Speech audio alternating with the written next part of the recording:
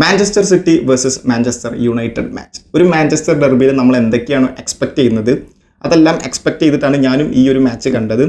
So ഈ ഒരു match Kevin ഡിബ്രൂയിനെ സംബന്ധിച്ചിടത്തോളം ഈ ഒരു മാച്ച് അദ്ദേഹത്തിൻ്റെ അവസാനത്തെ ഒരു ഡെർബി മാച്ചായിരിക്കും. സോ അദ്ദേഹത്തിന് ഇനി മാഞ്ചസ്റ്റർ സിറ്റിയിലൊരു കോൺട്രാക്ട് എക്സ്റ്റൻഷൻ ഇല്ല. അദ്ദേഹത്തിൻ്റെ ഇൻസ്റ്റാഗ്രാം ഹാൻഡിലൂടെ നമ്മളോട് എല്ലാവരോടും പങ്കുവച്ചതാണത്. അദ്ദേഹം ഇനി സിറ്റിയിൽ തുടരുന്നില്ല. സോ ഈ കെവിൻ ഡിബ്രൂയിനെ പ്രീമിയർ ലീഗ് തന്നെ മിസ് ചെയ്യും. പ്രീമിയർ ലീഗിൽ ഇതുവരെയുള്ള one of the best attacking മിഡ്ഫീൽഡറാണ് കെവിൻ ഡിബ്രൂയിന. പ്രീമിയർ ലീഗിൽ മാത്രമല്ല, ഓൾ ഫുട്ബോളിൽ one of the best attacking മിഡ്ഫീൽഡറാണ് കെവിൻ ഡിബ്രൂയിന എന്ന് പറയുന്നത്. പ്രീമിയർ ലീഗ് ഓഫ് കോഴ്സ് അദ്ദേഹത്തെ ഇനി മിസ് ചെയ്യും. എനിക്കറിയില്ല എങ്ങനെ പെപ് ഗാർഡിയോള കെവിൻ ഡിബ്രൂയിനെ റീപ്ലേസ് ചെയ്യുമെന്ന്. നമുക്കത് കാണാം. ഇന്നത്തെ ഒരു മാച്ചിലോട്ട് കിടക്കുകയാണെന്നുണ്ടെങ്കിൽ ഇന്നത്തെ മാച്ച് ആക്ച്വലി ടേബിൾ വെച്ച് നോക്കുകയാണെങ്കിൽ, പ്രീമിയർ ലീഗിൻ്റെ ടേബിൾ വെച്ച് നോക്കുകയാണെന്നുണ്ടെങ്കിൽ ഈ മാച്ചിന് അത്ര ഇമ്പോർട്ടൻസ് ഒന്നും ഇല്ല. ബിക്കോസ് സിറ്റി ആണെന്നുണ്ടെങ്കിൽ 5ാം സ്ഥാനത്താണ് ആക്ച്വലി ഉള്ളത്. അവർ കഴിഞ്ഞ 6 സീസണിൽ 5 സീസണും ചാമ്പ്യൻസ് ആയിട്ടുള്ളതാണ്. ആകെ ആ ഒരു കൊറോണൻ്റെ ആ ഒരു സീസണിൽ മാത്രമാണ് ലിവർപൂൾ ചാമ്പ്യൻസ് ആയിട്ടുള്ളത്. ബാക്കി 5 സീസണിലും സിറ്റിയാണ് ചാമ്പ്യൻ ആയിട്ടുള്ളത്. പക്ഷേ അവർക്ക് ഈ ഒരു സീസൺ അത്ര നല്ല സീസൺ അല്ല. ആക്ച്വലി അവർ ചാമ്പ്യൻസ് ലീഗിൽ നിന്നും നോക്കൗട്ടായി, റയൽ അവരെ പുറത്താക്കി. സോ അവർക്ക് അത്ര നല്ല സീസൺ അല്ല ഈ സീസൺ എന്ന് പറയുന്നത്. യുണൈറ്റഡിനെ സംബന്ധിച്ചിടത്തോളം ആണെന്നുണ്ടെങ്കിൽ അവർ 14ാം സ്ഥാനത്താണ് ആക്ച്വലി ഉള്ളത്. സിറ്റിയേക്കാളും കഷ്ടമാണ് അവരുടെ അവസ്ഥ. അവരുടെ ഗോൾ റേഷ്യോ -4 എങ്ങാണ്ടേറ്റാണ്. സോ അങ്ങനെ വെച്ച് നോക്കുകയാണെങ്കിൽ, ടേബിൾ വെച്ച് നോക്കുകയാണെന്നുണ്ടെങ്കിൽ അവർക്ക് അത്ര ഇമ്പോർട്ടൻ്റ് ആയിട്ടുള്ളൊരു മാച്ചൊന്നുമല്ല ഇത്. യുണൈറ്റഡിനെ സംബന്ധിച്ചിടത്തോളം ഈ മാച്ച് വിജയിച്ചേ പറ്റൂ. കാരണം അവർക്ക് ഇനി ചാമ്പ്യൻസ് ലീഗിന് ക്വാളിഫൈ ചെയ്യുന്നുണ്ടെങ്കിൽ ഇനി വരാനുള്ള മാച്ചസ് എല്ലാം വിജയിക്കണം. ലാസ്റ്റ് അവർ ചാമ്പ്യൻസ് ലീഗ് കളിച്ചത് 2021 to 2022 അങ്ങാണ്ടല്ലേ. അപ്പോൾ അവർക്ക് ചാമ്പ്യൻസ് ലീഗ് കളിക്കാൻ വേണ്ടിയിട്ട്, ചാമ്പ്യൻസ് ലീഗിന് ക്വാളിഫൈ ചെയ്യാൻ വേണ്ടിയിട്ട് ഇനി അങ്ങോട്ടുള്ള മാച്ചസ് എല്ലാം വിജയിച്ചേ പറ്റും.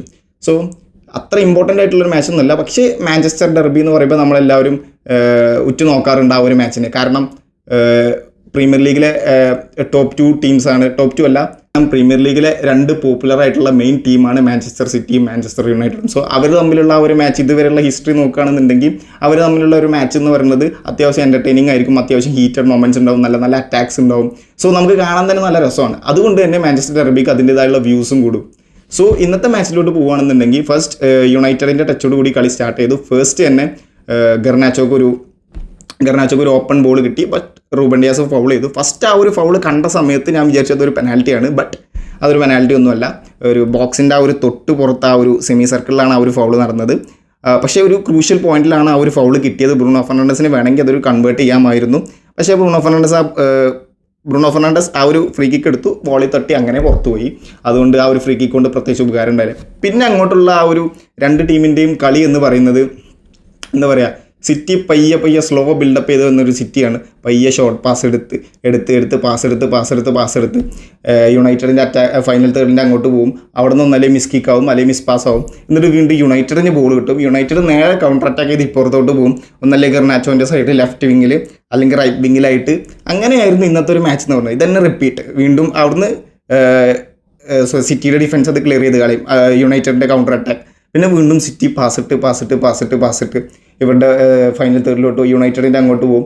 അവിടുന്ന് വീണ്ടും യുണൈറ്റഡിന് ബോൾ കിട്ടും, കൗണ്ടർ അറ്റാക്ക് ചെയ്യും. ഇതായിരുന്നു ഫസ്റ്റ് ഹാഫ് എന്ന് പറയുന്നത്. കംപ്ലീറ്റ് ഇങ്ങനെയായിരുന്നു. ആകെ ഇൻസൈഡ് 20 മിനിറ്റ്സ് ഒരു ഫിൽ ഫോർഡൻ്റെ ഒരു ഷോട്ട് ഉണ്ടായിരുന്നു. ഒരു അദ്ദേഹത്തിൻ്റെ റൈറ്റ് വിങ്ങിലൂടെ ഇങ്ങനെ ഡ്രിബിൾ ചെയ്തുകൊണ്ടൊരു ഷോട്ട് ഉണ്ടായിരുന്നു. പക്ഷേ അതും അത്ര ഡേഞ്ചറസ് ആയിട്ടുള്ള ഷോട്ടൊന്നുമല്ല. ബട്ട് ഇവിടെ മാഞ്ചസ്റ്റർ യുണൈറ്റഡിന് ഗർനാച്ചോക്ക് ഒരു ചാൻസ് കിട്ടിയിരുന്നു. യുണൈറ്റഡിൻ്റെ നമ്പർ 20 ആയിട്ടുള്ള ഡിയേഗോ ഡാലോട്ട് അങ്ങനെ എന്തോന്നാണ് അദ്ദേഹത്തിൻ്റെ പേര്, എനിക്ക് കറക്റ്റ് ഓർമ്മയില്ല. അദ്ദേഹം ക്രോസ് ചെയ്തു. റൂബൻ ഡിയാസിനെയും ഗ്വാർഡിയോളനെയും മറികടന്ന് ആ ഒരു ബോൾ പോയി. ഗർനാച്ചോക്ക് അതൊരു ഫ്രീ ഹെഡായിരുന്നു.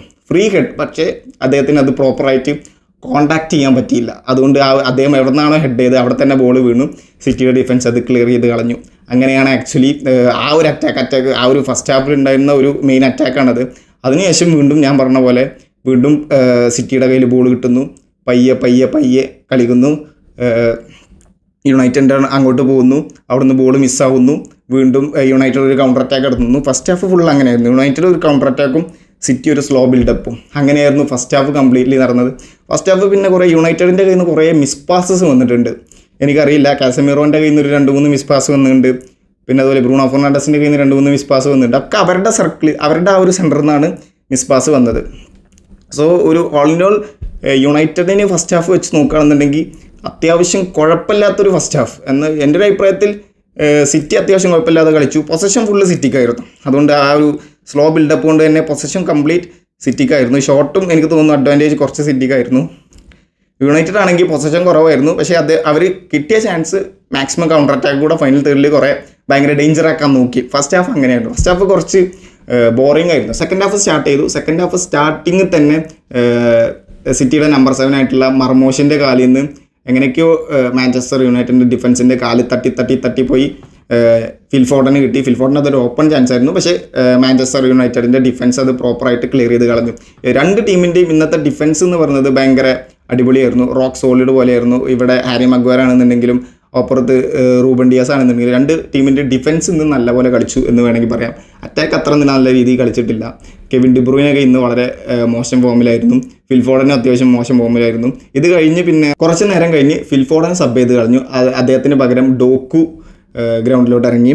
പിന്നെ ഹാരി മഗ്വയറിനെ പിൻവലിച്ചു. എന്തുകൊണ്ടാണ് ഹാരി മഗ്വയറിനെ പിൻവലിച്ചതെന്ന് എനിക്കറിയില്ല. അദ്ദേഹം നല്ല രീതിയിൽ തന്നെയാണ് ഇന്ന് ഗ്രൗണ്ടിൽ കളിച്ചത്. ഹാരി മഗ്വയറിനെ പിൻവലിച്ചിട്ട് ലിൻഡലോഫിനെ ഇറക്കി. പക്ഷേ ലിൻഡലോഫ് അത്യാവശ്യം കുഴപ്പമില്ലാതെ കളിച്ചു. പക്ഷേ ഹാരി മഗ്വയറും അടിപൊളിയായിട്ട് കളിച്ചിരുന്നു ഇന്ന് സെക്കൻഡ് ഹാഫിൽ. സെക്കൻഡ് ഹാഫിലോട്ട് ഇന്നത്തെ കളി വരികയാണെന്നുണ്ടെങ്കിൽ സെക്കൻഡ് ഹാഫ് ആയിരുന്നു കുറച്ചും കൂടി എൻ്റർടൈനിങ് ഇന്ന്. കാരണം കുറച്ചും കൂടി അറ്റാക്ക് കൂടി. സിറ്റി കുറച്ചും കൂടി ഫാസ്റ്റായിട്ട് കളി സ്റ്റാർട്ട് ചെയ്തു. ഓക്കെ, ഫസ്റ്റ് ഹാഫിൽ സിറ്റി ഭയങ്കര സ്ലോ പേസിലായിരുന്നു കളി പോയിക്കൊണ്ടിരുന്നത്. സെക്കൻഡ് ഹാഫിൽ സിറ്റി കുറച്ചും കൂടി കളി ഫാസ്റ്റാക്കി. ഓൾറെഡി യുണൈറ്റഡ് അവിടെ കൗണ്ടർ അറ്റാക്ക് ആയിരുന്നു. അത്യാവശ്യം ഫാസ്റ്റ് കളിയായിരുന്നു. ഈ രണ്ട് ടീമും കൂടി അത്യാവശ്യം കുഴപ്പമില്ലാത്ത രീതിയിൽ ഫാസ്റ്റ് കളി കളിച്ചപ്പോൾ നമുക്ക് കുറച്ചും കൂടി എൻ്റർടൈനിങ് ആയിട്ട് തോന്നി കളി. പിന്നെ കുറച്ച് നേരം കഴിഞ്ഞ് സിറ്റിക്ക് ഒരു കോർണർ കിട്ടി. ഡിബ്രൂയിൻ ആ കോർണർ എടുത്തു. യുണൈറ്റഡിൻ്റെ ഡിഫൻസ് തട്ടി ഒരു സെക്കൻഡ് ബോൾ കിട്ടി. സെക്കൻഡ് ബോൾ കിട്ടിയത് മർമോശ് ഒരു പവർ ഷോട്ട് അടിച്ചു. അതൊരു പവർ ഷോട്ടായിരുന്നു. പക്ഷേ അത് ഒനാന സേവ് ചെയ്തു. ഒനാനതിൻ്റെ ഒരു ബ്രില്യൻ സേവ് ആയിരുന്നു അത്. ആ ഒരു പവർ ഷോട്ടിൽ നിന്ന് തന്നെ നമുക്കൊരു അത് മനസ്സിലാവും ആ ഒരു ഷോട്ടിൻ്റെ പവർ എന്താണ്.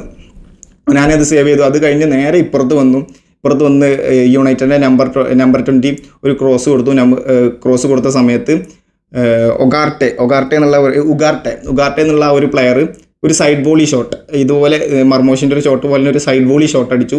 അത് പക്ഷേ എഡേഴ്സൺ സേവ് ചെയ്തു. അങ്ങനെ എഡേഴ്സണൊക്കെ ഇന്ന് ഫസ്റ്റ് ഹാഫിൽ ഒന്നും ചെയ്യാനില്ലായിരുന്നു. അദ്ദേഹം ഫ്രീ ആയിട്ട് ഓൾറെഡി അദ്ദേഹം കൂളാണ്.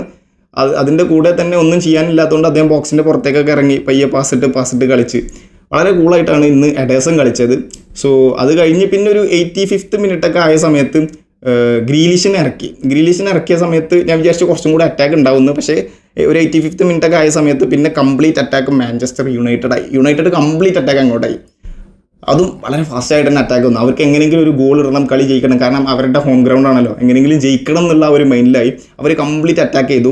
അവരുടെ ഒരു നമ്പർ 9 സ്ട്രൈക്കറിനെ പിൻവലിച്ചു. കാരണം നമ്പർ 9 സ്ട്രൈക്കർ വലിയ കാര്യമൊന്നും ഉണ്ടായിരുന്നു. എന്താ ഹോയ്ലൻഡ് അങ്ങനെ എന്തോന്നാണ് അദ്ദേഹത്തിൻ്റെ പേര്. അദ്ദേഹത്തെ പിൻവലിച്ചു. അദ്ദേഹം ഒറ്റ ഷോട്ട് പോലും എടുത്തിട്ടില്ല. ആസ് എ സ്ട്രൈക്കർ ഇന്നൊരു ഫെയിലിയർ ആയിരുന്നു ഇന്നത്തെ അദ്ദേഹത്തിൻ്റെ പ്രകടനം എന്ന് പറയുന്നത്.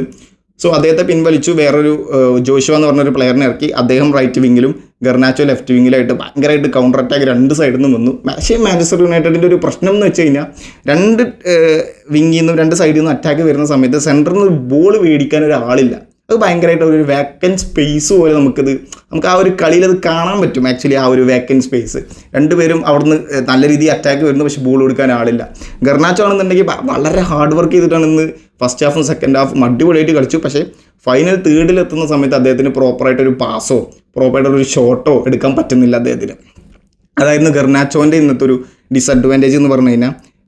പിന്നെ അങ്ങനെ കളി പോയി. അവസാനമൊക്കെ ആയ സമയത്ത് ഒരു 85th തൊട്ട് ഒരു 4 മിനിറ്റ് ആയിരുന്നു എക്സ്ട്രാ ടൈം ഉണ്ടായിരുന്നു. അത് കംപ്ലീറ്റ് യുണൈറ്റഡിൻ്റെ അറ്റാക്ക് ആയിരുന്നു. അങ്ങനെ ഒരു യുണൈറ്റഡിൻ്റെ ഒരു അറ്റാക്കിൻ്റെ ഇടയിൽ റഫറി വിസിലും വിളിച്ചു, കളി അവസാനിപ്പിച്ചു. അതേമാതിരി തന്നെയാണ് ഹാഫ് ടൈം. സിറ്റിയുടെ ഒരു ഫിൽഫോർഡിൻ്റെ അറ്റാക്കിൻ്റെ ഇടയിലാണ് ഹാഫ് ടൈം വിസിലും വിളിച്ച്. അങ്ങനെ അറ്റാക്കിൻ്റെ ഇടയിലൊക്കെ വിസിൽ വിളിച്ച് രണ്ട് വിസിലും അങ്ങനെയായിരുന്നു. ഹാഫ് ടൈമും ഫുൾ ടൈമിൻ്റെയും വിസിൽ കളിൻ്റെ ആ ഒരു അറ്റാക്കിൻ്റെ ഇടയിൽ ആ ഒരു ബോക്സിൻ്റെ അടുത്ത് നിന്നാണ് വിളിച്ചത്. അങ്ങനെയൊക്കെ ആയിരുന്നു ഇന്നത്തെ മാച്ച്. ഫോർ മീ ഇന്നത്തെ മാച്ച് എന്ന് പറയുന്നത് ഫസ്റ്റ് ഹാഫ് വളരെ ബോറിംഗ് ആയിരുന്നു. സെക്കൻഡ് ഹാഫ് പിന്നെയും കുറച്ചും കൂടി എൻ്റർടൈനിങ് ആയിരുന്നു. പക്ഷേ ഇതുവരെയുള്ള ഒരു മാഞ്ചസ്റ്റർ ഡെർബി മാച്ചുകളൊക്കെ എടുത്ത് നോക്കുകയാണെന്നുണ്ടെങ്കിൽ ഈ മാച്ച് ഭയങ്കര ബോറിംഗ് ആയിരുന്നു.